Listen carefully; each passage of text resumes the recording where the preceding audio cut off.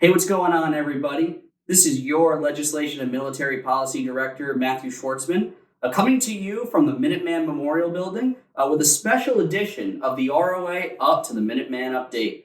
Before talking to you a little bit more about why we're here, I just wanted to take a moment to actually recognize Chief of the National Guard Bureau, General Hokanson, for his career in the military. Today is not just a special day because we're here for a special presentation, but it's also his retirement day as well. And so on behalf of ROA, thank you, General Hokanson, for your more than 30 years of service in the National Guard. You have been a steadfast champion for the cause of National Guard readiness and the care and well-being for those that serve in them in their families. And that includes ROA's leading legislative priority to provide for sustained medical readiness for the total force through the provision of no-cost medical and dental care to all members of the selected reserve. And from ROA's perspective, this also includes our dedicated members of the Public Health Service.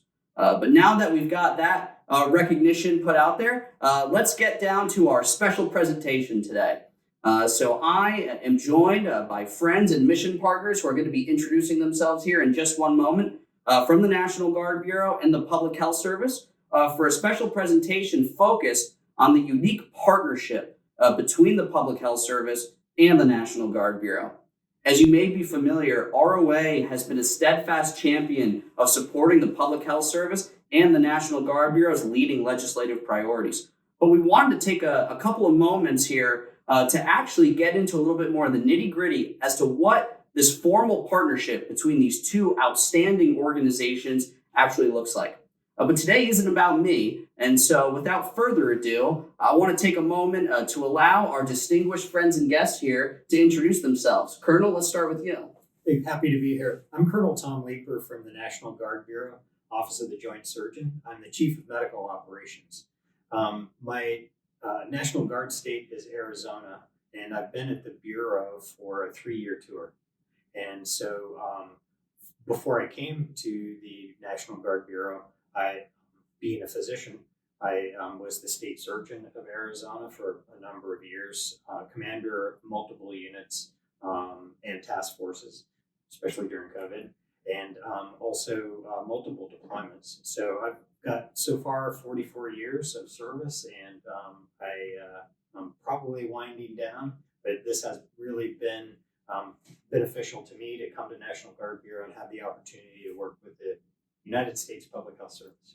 Thank you very much, Colonel. Commander? Hi, I'm Commander Ingrid Amand, and I've served as the Public Health Service National Guard Bureau Liaison for the last 4 years. I've been a Public Health Service Nurse Officer for 12 years, and prior to joining the Public Health Service, I actually was a Guardsman with the Maryland Army National Guard for 8 years. 4 of those years was in the Active Guard and Reserve program. And so happy to be here, and it's been a huge opportunity and experience to be back home and working alongside the National Guard again. Thank you, Commander. So, hi, good afternoon, everyone. I'm Lieutenant Commander Zakiya Chambers, and I'm also a Public Health Service Officer. I've been in this service for about 9 years. I actually serve as the service's first full-time legislative liaison. Our program is new, and ROA has been instrumental in letting us learn the ropes of how it actually works here on Capitol Hill. So it's great to be here to be able to discuss this partnership. Well, thank you, everyone, for being here with ROA. We certainly appreciate your service, all that you do for the nation, and for taking time out of your busy schedules to be here with us today. And so before getting into the nitty-gritty of this partnership, Colonel, can you just talk to us a little bit about an overview of your service, the National Guard? Sure, yeah. I started actually out on active duty, so that was in the 1980s, early 80s, and was on active duty for a short period of time.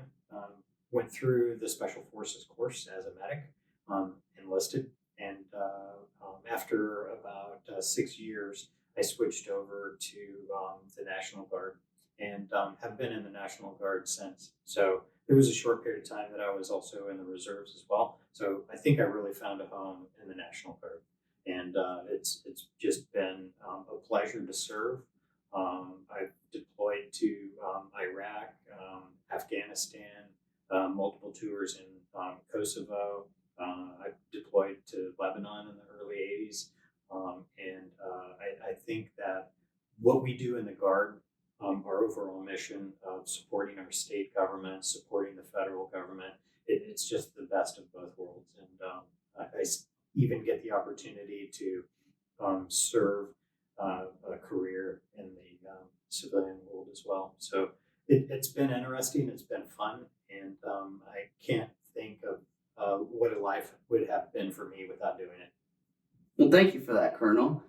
Commander, as you very well know, despite having a rich history dating back to 1798, at least in our advocacy encounters, it's been the case that not many people fully understand the role of the Public Health Service and its Ready Reserve. So can you tell us a little bit more about your service, the Public Health Service? Sure. So the United States Public Health Service Commissioned Corps, or more simply known as the name tape says, USPHS. So we're one of the 8 federal uniformed services of the United States. Again, as Matt stated, our history goes back over 2 centuries to 1798. We actually started under the U.S. Marine Health Hospital System, and that was actually moved on to the Public Health Service Hospital System, and actually now later is the VA Hospital System. So our roots are still seen throughout today. So we're an all-officer cadre. We have about 5,500 officers. We have actually a good 25 to 30% of our officers have served in the armed forces prior to their transition to the USPHS to continue serving this great nation in uniform. We're composed of a regular active duty component as well as a ready reserve component. Now, in terms of our mission is to protect, advance, and promote the health and safety of this nation. And we do that by serving within over 800 locations across the world. We are within 10 federal departments. We serve both CONUS and OCONUS. And when we're not deployed. However, we are also a response capability for the Department of Health and Human Services, which is where our service sits under, not under DOD or DHS.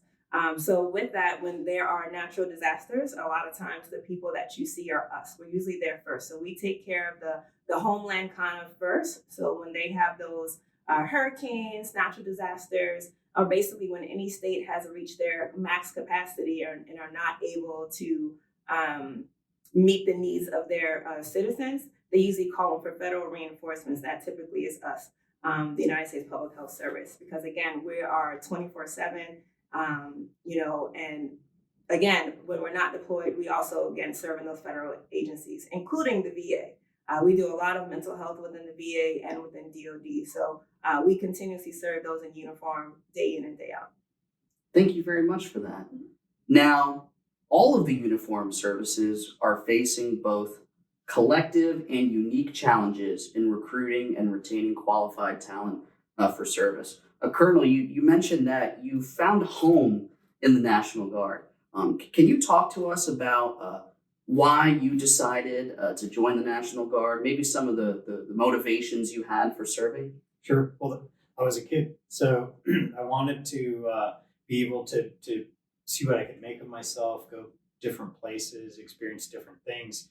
And I did get that. But I think it didn't take very long before I felt like I was fulfilling a mission and that I really developed that sense of service to my country and to my fellow Americans. And so that's pretty much that's been fueling me for the past 30 years or so. Very cool. What about you, Commander? As I stated before, I initially started with the Maryland Army National Guard. While I was in the Maryland National Guard, I was in a nursing program. So once I completed my nursing program, I was looking for opportunities where I can serve as a nurse on active duty. And so I wasn't able to find that within the National Guard. And I heard about public health service during a job fair, and it allowed for the opportunity to continue on my active duty career as a nurse, being able to provide services to the community And so I transitioned to the United States Public Health Service as an opportunity to be able to change the trajectory of my career and focus more on giving or providing care to the community as a nurse. Thank you very much.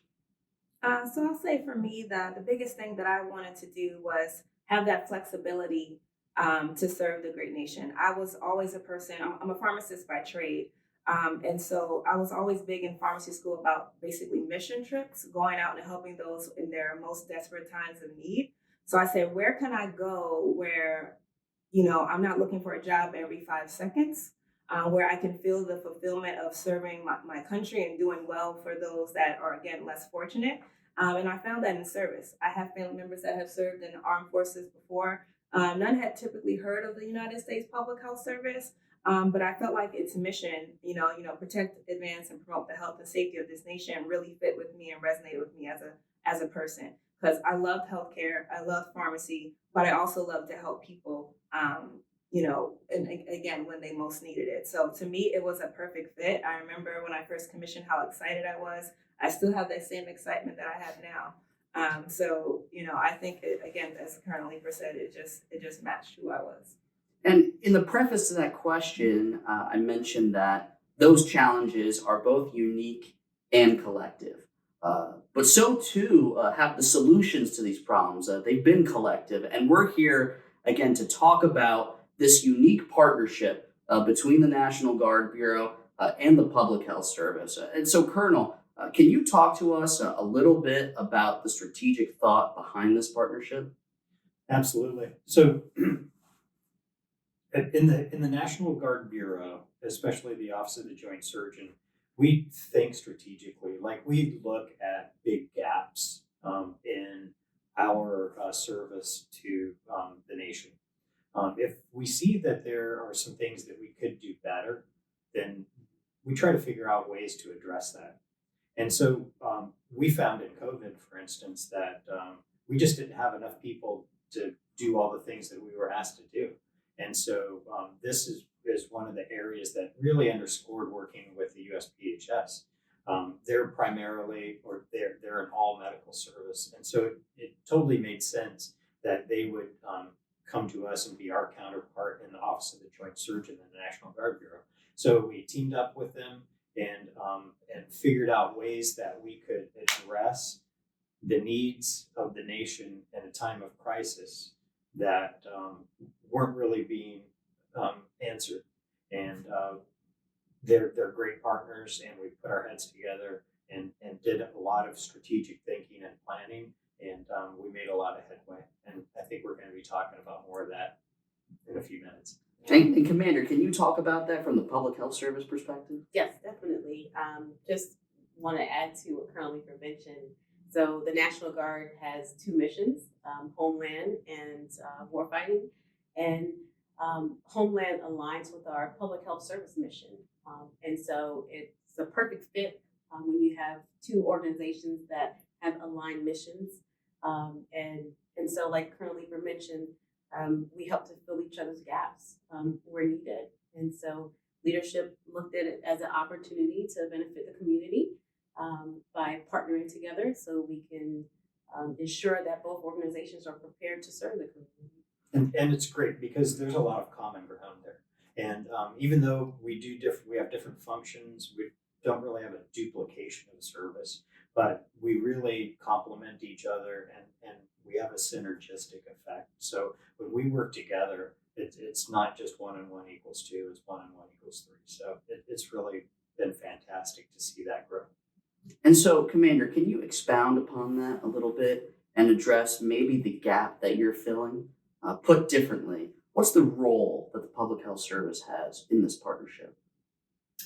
So Public Health Service, we deploy to public health emergencies like natural disasters, disease outbreaks, as well as humanitarian missions. So a lot of times we see our National Guard partners along, supporting those missions as well. And so, it's just right to be able to prepare to support these missions prior to. So, the Army has the principle, fight like you train, train like you fight. And so That's what the partnership sets out to do, to make sure that we're preparing for the deployments prior to, understanding each other's capabilities and understanding each other's languages as well.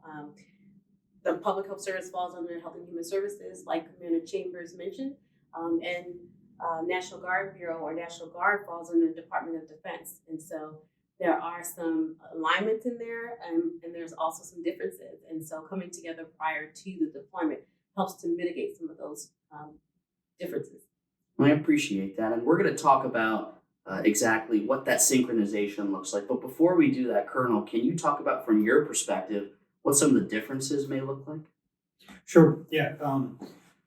One of the things that was mentioned just a couple minutes ago is the fact that the PHS is an all-officer corps, and so it's fun to see them interact with the National Guard because we have officers and enlisted folks. So I don't think that that's an impediment at all. It's just one of those things that are a little bit different. It takes a little bit of getting used to.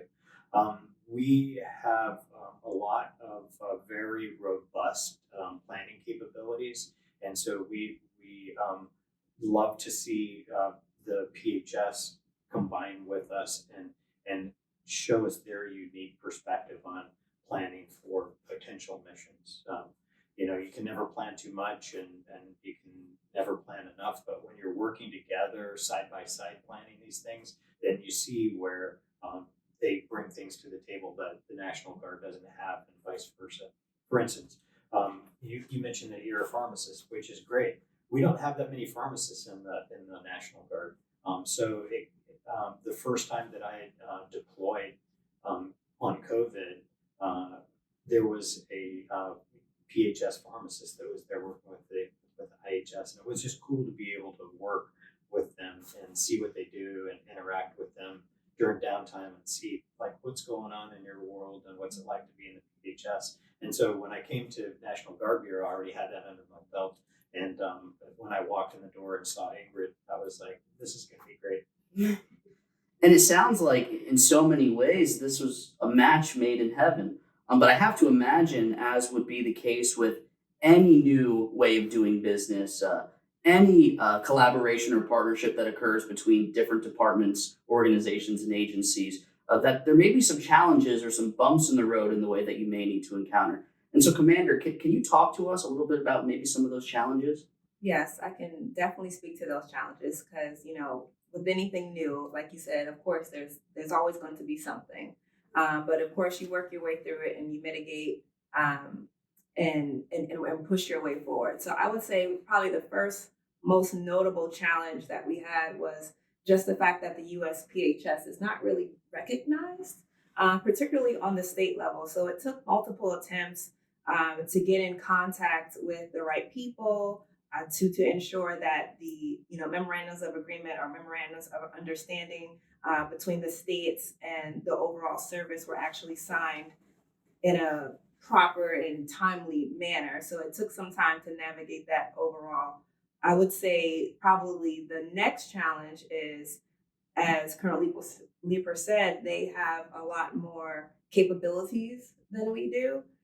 So for us in the USPHS, our capabilities of what we do, where we go, and how we serve are just not known. But there are some that are lacking, particularly as you already know, sir, with the Ready Reserve. So the Ready Reserve are missing some benefits and entitlements that the National Guardsmen already have.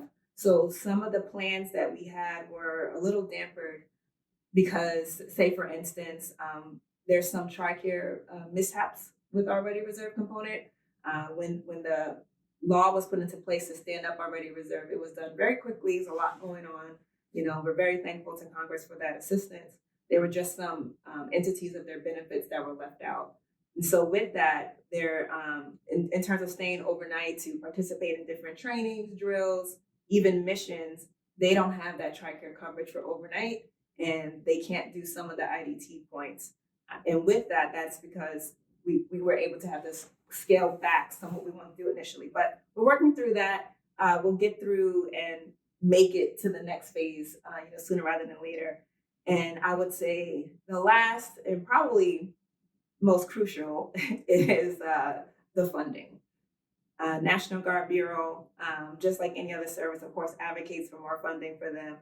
However, the USPHS really is advocating for funding. We're the only uniform service that does not have an operations and maintenance budget. A lot of people don't know that. We've been on an educational campaign with Congress to inform them of that, and that actually hampers some portions of the agreement as well. But we've been very creative, trying to work with National Guard Bureau and other partners as well to try to, again, mitigate through that. And if I were to say that the two words that I would like to hone in on there are standardization and synchronization. Standardizing access to benefits across the board, again, to further enable parity between and among the uniformed services for recruiting and retaining that talent, but also to support joint operations in a joint environment. And so, to your point, Commander, you talked about how ultimately it is the responsibility of each of the services, even with, say, inadequate funding, lapses in funding, to overcome these challenges and to nurture the partnership in such a way where it can overcome these challenges. And so, Colonel, can you talk about just a little bit how the National Guard Bureau and the Public Health Service have worked together to fortify the strength of this relationship in iron and steel? Oh, absolutely. So I have to say that where the rubber meets the road is in the time of national crisis or even the local crisis, when the American people need extra help from the National Guard and from PHS. So we have worked together using some of our assets to help the PHS become a little bit more a known quantity at the state and local level, so that when we have issues where the National Guard is being asked to come in and help, and we just don't have enough of the medical assets that are required, or we don't have a particular special niche specialty, then we already have the PHS that are working with us. We know them, they know us, we know how they work, they know how we work, and so we can just kind of attack the problem together. And so we've developed with our regional medical plans officers, specialists that are work with emergency managers at the local, state, and federal level to bring our PHS counterparts into the same problem, so that they aren't they're a known quantity before the actual disaster occurs. That way, we're not exchanging business cards at the scene of the disaster. We already know what we're going to do. People know what we're going to do and who we are. So that's one of the ways that we've used National Guard assets to kind of help out with PHS to help out or to serve the homeland. And Commander, can you talk about maybe how some PHS assets have been used to support the National Guard Bureau, this partnership, and by extension, the health and the well-being of the nation? Yes. So one of the big parts of the partnership is to foster that joint training and the interoperability of the organizations. And so we've worked together, collaborated to have opportunities for both organizations to do joint training. Again, I mentioned prior to that we wanted to make sure that we understand each other's language and capabilities.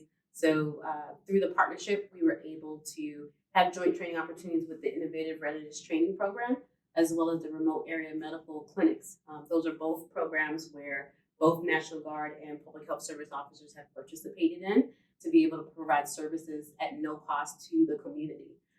The Military Facility Annual Training Program is another opportunity that our public health service officers have been able to participate in. It is something that we've been able to do because of the National Guard partnership. The Military Facility Annual Training Program serves as an opportunity for both of the organizations and other DoD organizations as well to fulfill their readiness requirements. It's a 2-week opportunity at military treatment facilities. It helps the military treatment facilities in filling gaps during high permanent change of station timeframes. One of the other things that Public Health Service has been able to do is to create a deployment role training. Deployment role training has a few tracks: disaster behavioral health, leadership as well as safety. And so we've invited the National Guard to participate in that training as well, leading back to that preparedness piece.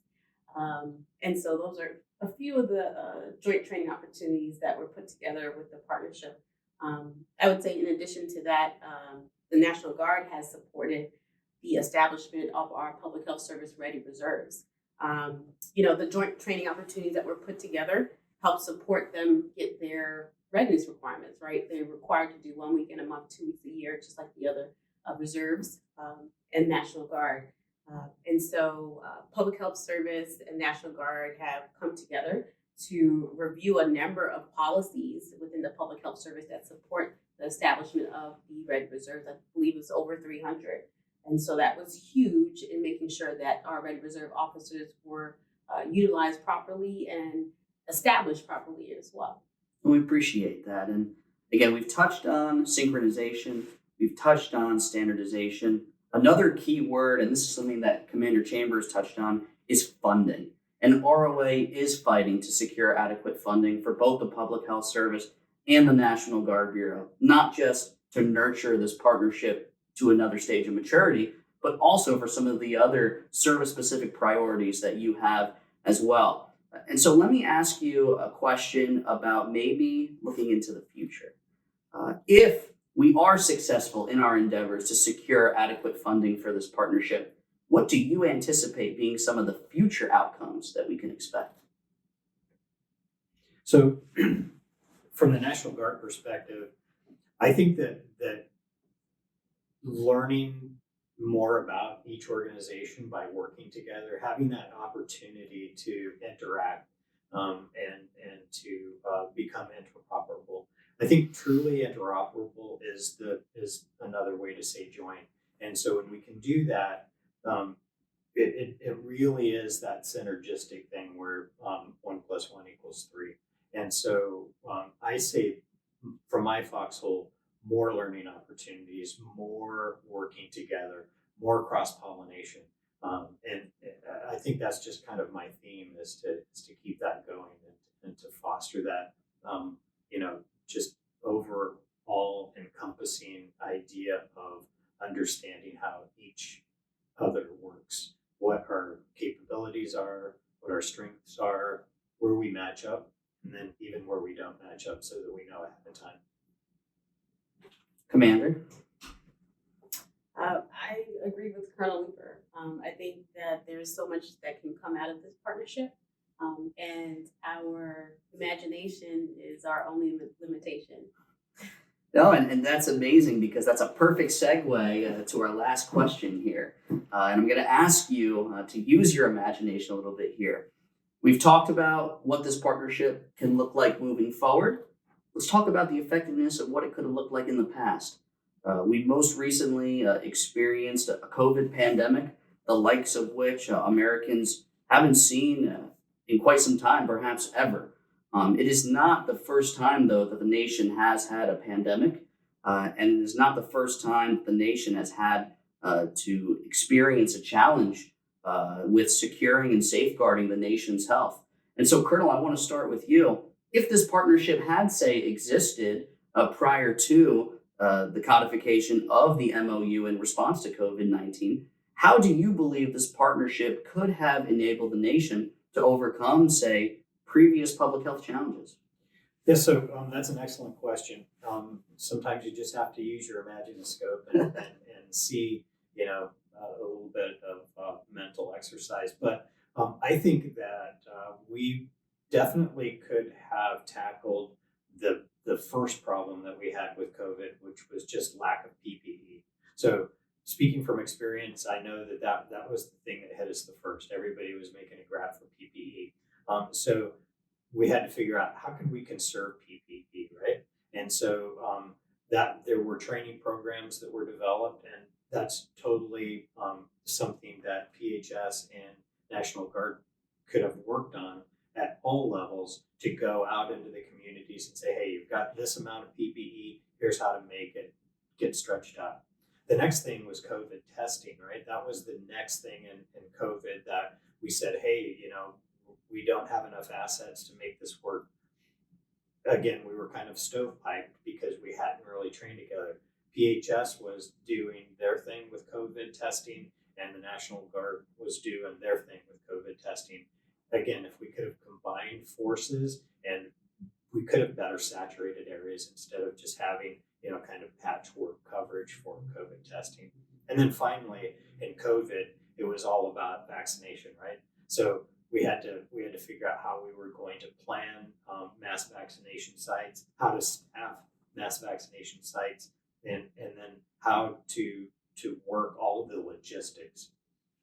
So if we had been all on the same sheet of music and had been working together even before COVID, we would have done a way better job. And I think that it's not just at the local level, and it's not just at the state level, and it's at the national level. If we could inspire through our cooperation a true joint working and response in the homeland, I think that it would turn a lot of heads, and it would really make the rest of DoD and HHS sit up and take notice and say, we need to focus on things like this more. Thank you, Colonel Commander. Is there anything you'd like to add to that? I think I want to look at it in a more broader perspective. So the National Response Framework was created, and it was actually updated after Katrina as a way to ensure that federal government capabilities are utilized properly, and there's some type of guidance. Within that National Response Framework, you have the emergency support functions. So National Guard Bureau as well as Public Health Service falls under ESF 8. And so, we have this guideline in place, but we need to be able to help to execute it. And to do that, it's, the joint training supports that. So in Katrina, some of the challenges that they mentioned was there was lack of resources, lack of coordination, as well as lack of preparedness. And so what we're doing with the partnership is ensuring that we're prepared in order to support public health emergencies. It takes practice, right? And so, these are all things that are perishable skills. And so if you don't continuously work together, then it's like, you do it for a while and then you don't do it. Another emergency comes along and you've forgotten what you learned from the last partnership. So that's why keeping these partnerships going long-term and continuous, that's really where the money is. Thank you, Colonel. Thank you, Commander. Thank you, Commander, for being here with us today. We really do appreciate it. Let me just tell the viewers that what didn't take practice was the recording of this video. We did this in one take. And if anything, that just speaks to the close-knit partnership that exists, not just between the National Guard Bureau and the Public Health Service, but also with ROA as well. And so thank you very much for joining us here today. And to our viewers, thank you for joining us for this special edition of the ROA Up to the Minuteman Update. ROA remains committed to fighting for adequate funding for both the National Guard Bureau's priorities as well as the Public Health Service's priorities. And that includes sustaining the Public Health Service Ready Reserve program. And so thank you very much, everyone, for tuning in to this Up to the Minuteman Update. And we're looking forward to coming to you with another update soon.